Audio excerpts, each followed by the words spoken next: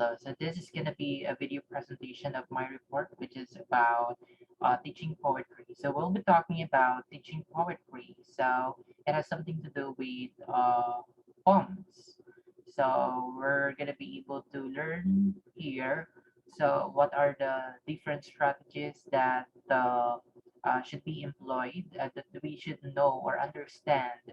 So in order for us to teach poems, so which is one of the literary forms, so which is very important for our students to learn, you know, because based I know that based from our experiences, if we are already in this part uh, wherein we have to teach a particular poem, this is one of the challenging tasks. You know, how are we going to teach a particular poem to our students? Because we all know that poem, uh, it has a hidden meaning, or we can only understand what the particular poem is by understanding the literary genre and by knowing the figurative meaning. So it's gonna be difficult for us to understand the meaning of a particular poem, especially to our students, if they do not understand the literary genres, or what we call literary devices, rather, that consists a particular literary piece. For example, poem.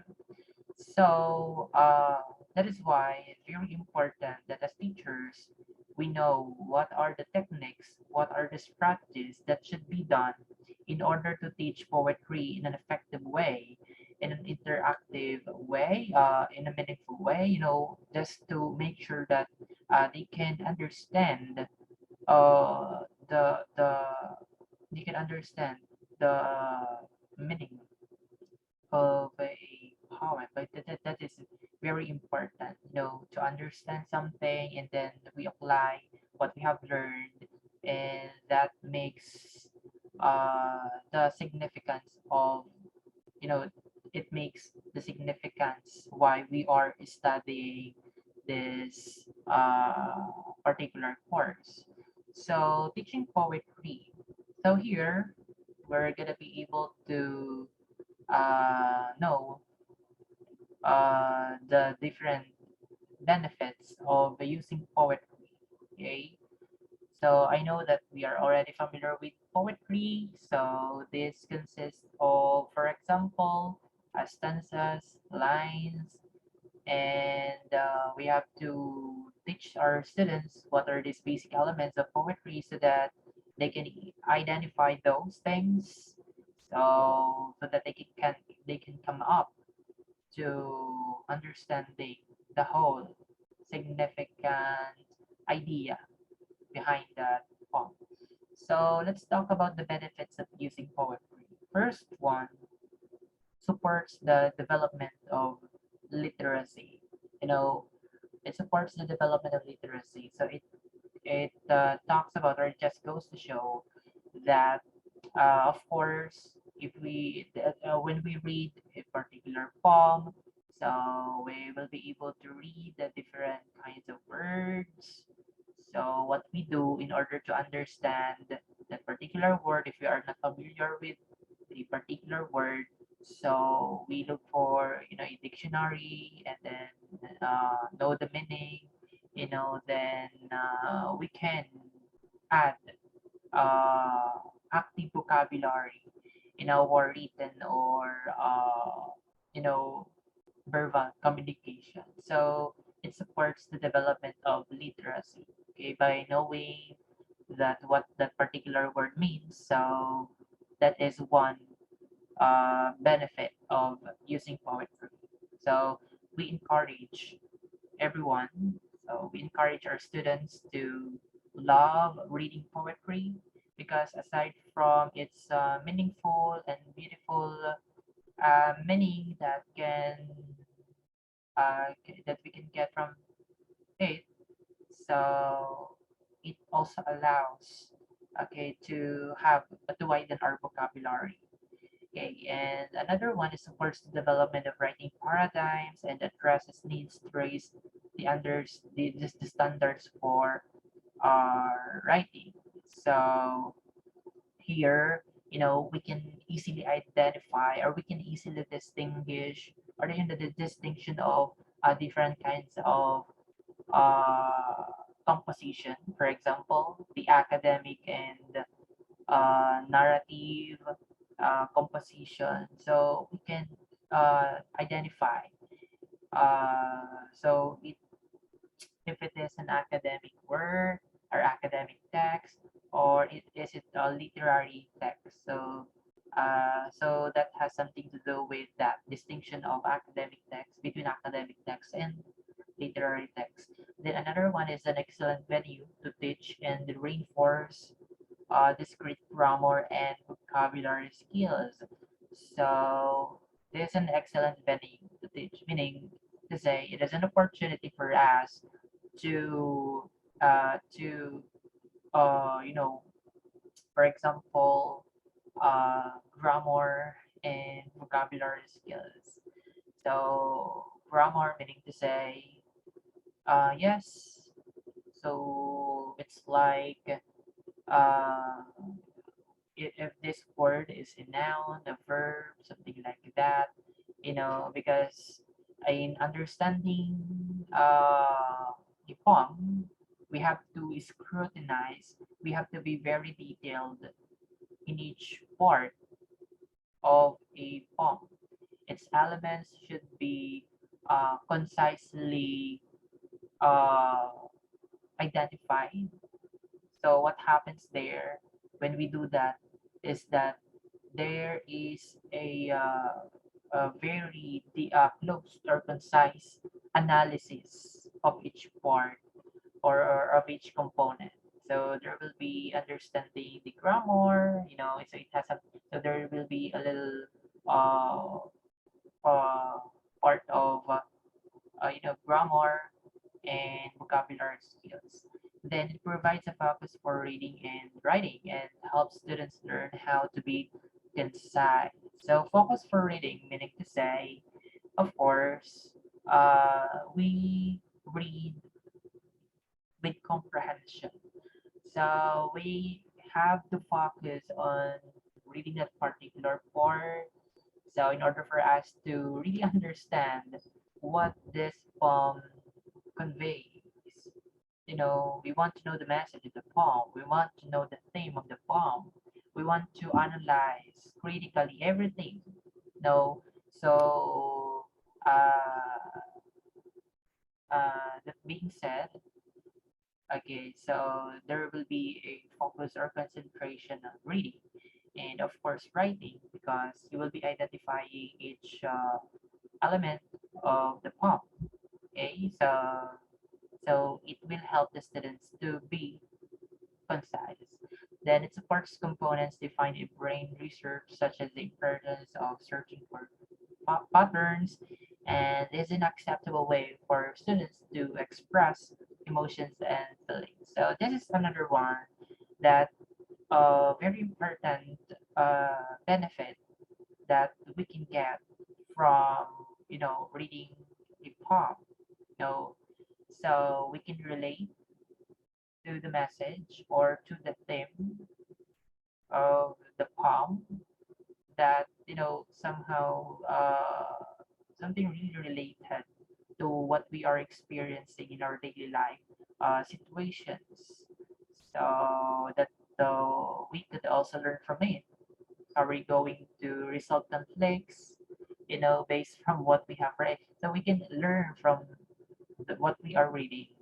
For example, poetry. So we all we don't just learn from informational article. So we can also learn from a literary text, for example, poetry. So now let's talk about the value of poetry. So value meaning to say why we have to consider poetry as an important part of our life. You know, so let me identify the following. So here we have appreciate sounds, words, and patterns. Especially if you want to really learn English language, you want to speak English. So of course, how are we going? If somebody asks you how to learn English, so one thing that we can tell them, or we suggest them to read poems, because it's like music, okay? So understand by remembering the lyrics of a song. So it's easier for us to understand or to remember lyrics of a song rather than remembering the particular article we read on textbooks. Because why does it happen? Okay, because in music there is sound words, other or patterns that can easily absorb that can be easily absorbed by our minds. Okay, so that's like poetry. It's like, music. First it sounds, words, and patterns. Then spoken expression, you know, another one, fun, yeah, fun, and language skills, creativity, integration, confidence, phonic skills, imagination, express feelings and opinions, vocabulary, and variety. So these are the value of poetry. So let me introduce to you poetry. Well, allow me to read the following here. Have students bring the lyrics of their favorite songs to class, read them and discuss the poetic value of each song. Is a song poetry? What is poetry anyway? So here, why do we have to ask or to tell them, you know, uh, what are their favorite songs? You know, so because it's there is very this is very related, songs, lyrics of songs to poems. Okay, so they are very related. So in this case, if you do that, if you ask this question, what song or what song do you love to sing? Okay, then of course they know the lyrics, and then tell them to sing the song. Then another question is that is a song poetry? So ask them this question: is a song poetry? Okay, so there will be an interaction, of course, that there will get an idea that they will get an idea that I think poetry and song is related to each other because there's a pattern of sounds, something like that. And they will come up to new ideas. Uh, so there will be distinctions. Okay, so there will be a clear distinction of songs with poetry. So introduce a few simple poetry terms in the lesson, and have the students immediately begin composing their own poetry. So another thing that this we encourage our students to create their own poem. Okay, why? Because I know that we all know that they already have the prior idea about what poem looks like. How is it written? So it's just like a pre-assessment. So let us know uh, their uh, their abilities in writing their own poetry. So let them compose, okay, based on their own experiences. Write them anything about what they want to tell. Okay, if it is about their personal life, if it is about their favorite cartoon, about their favorite hobbies, anything as long as they will uh, be they will be able to write a poem that is according to what they want to what they want us to know. So have students choose three of their favorite words, then have the students write a short poem using the favorite word. So this another way. Okay, so let's say for example, that they do not have the idea how to write, because in most cases, this is one of the most difficult things to do. Know how to write, how to start writing. Okay, so this happens not only in not writing a poem, but also in writing articles or any narrative form. So how to start writing or doing this task. So what we do here is that let them choose three of their favorite words, then and they can come up with other terms that or other ideas. So they will get ideas from these words, of course. So using the word unicorn, okay, so examples. So using the word unicorn, so unicorn, so how strange a name. One would think it more proper to say unicorn. Why isn't this so? I don't know. I'll tell you when I see one. Gordon Green. Okay. So this is an example. Then another example using the word arteries. The coffee is getting cold. A city travels out from a window. Stalls on concrete arteries hardens under the highway sun. Bartlett 4. So, you know, these idea or these particular stanza with 4 lines, it has something to do with arteries. So it is easier to write something if we have the basis of what we are writing. So just like this. So we are talking about arteries. So say something about arteries. Then in teaching poetry, begin by sharing examples of poetry to which students can easily relate. Then paraphrase the poems either line by line or stanza by stanza as class. So this is a practical, to we really have uh, to share examples of poetry that they can easily relate. So that is very related or connected to what they are experiencing at the moment. Personal life experiences, for example. So then paraphrase the poems, either line by line or stanza by stanza as a class. Then begin with a song that prepares the students for the ensuing poem and deal with literary techniques in the song first. Okay. Then have students discuss poetry and speculative group activities focusing on students' personal responses to a particular poem. So this is, there should be an interaction, okay, between and amongst students on their personal responses to a particular poem.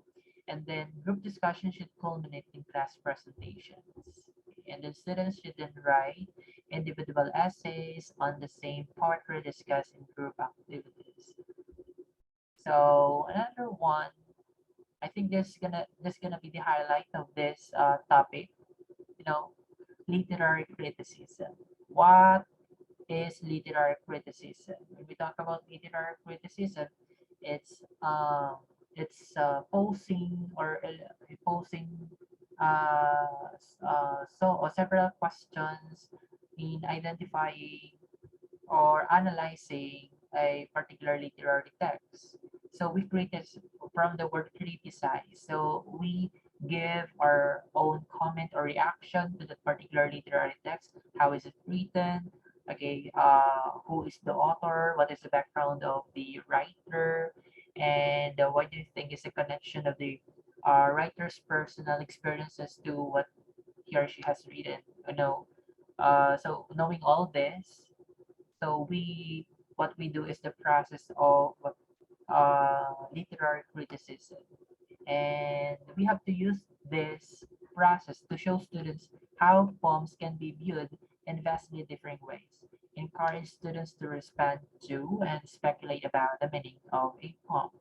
Then we have to read the poem aloud several times as a class so students can feel the rhythm of the poem, like rhythm of the poem. That's like singing a song. So repeat after me. Then it's gonna be easier for them to remember what that poem is. So without uh, closely memorizing each word. Then we have to use examples from original student poetry to introduce new poetry terms. And then we have to read a series of words to students, having them compose a poem using each word as soon as possible after they hear it.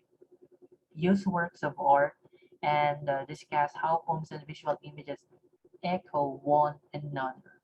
So using poetry portfolios, focusing on reader response, assess students' achievement.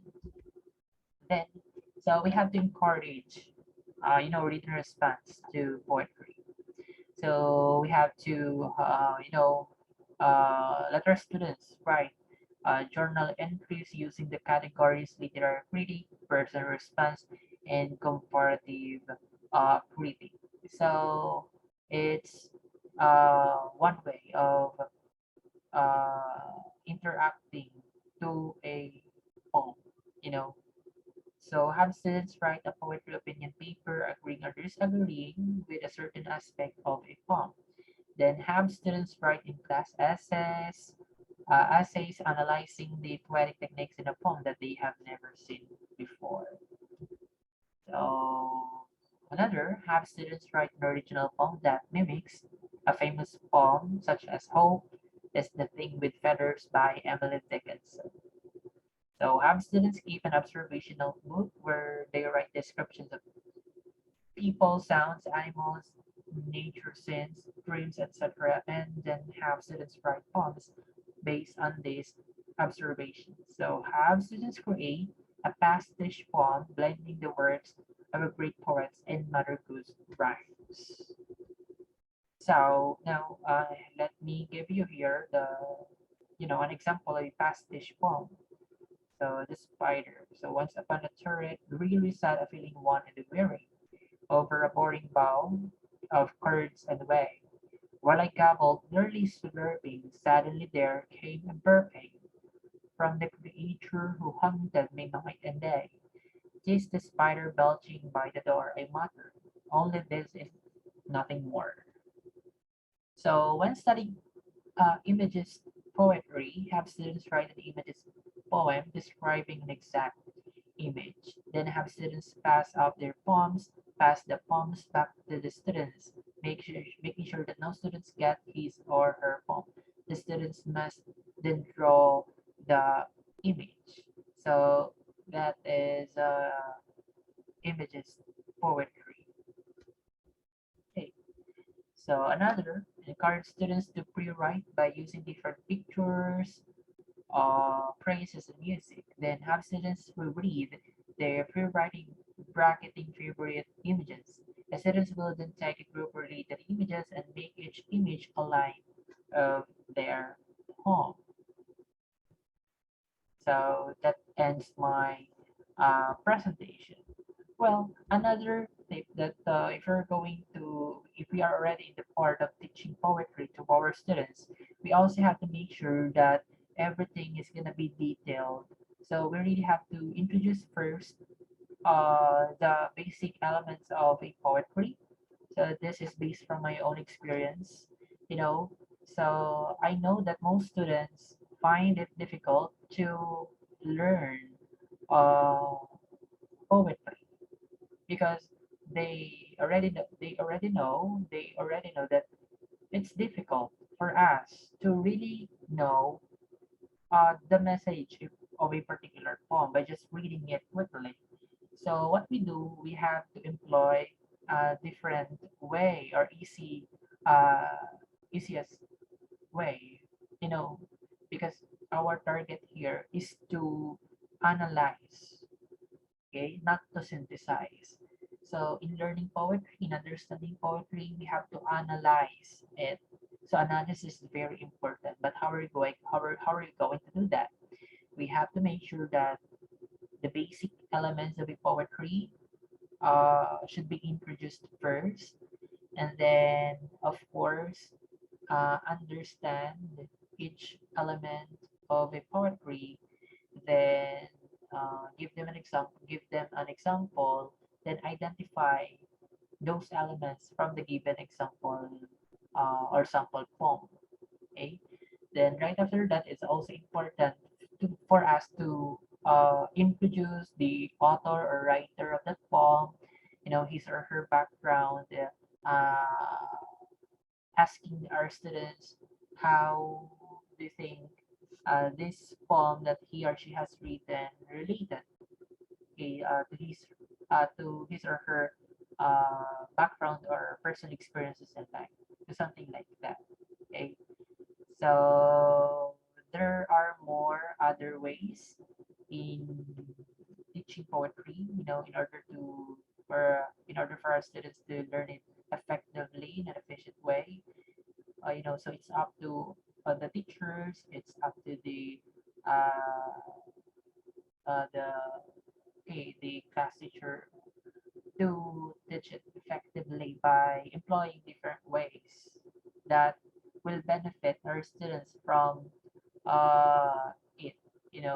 So our goal here is that to make it easier for the students to learn it better, and then to make it more colorful to them, make it meaningful to them, and make it interactive so that they will be able to find it a wonderful learning journey. So learning poetry is not a boring subject or undertaking, so they will find it more enjoying.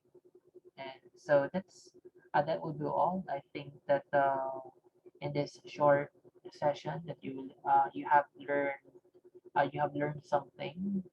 Uh, well, again, it's up to the teacher. How are we going to do it effectively? Okay, the teaching process, specifically teaching poetry. So that will be all. Thank you for listening, and God bless. Thank you.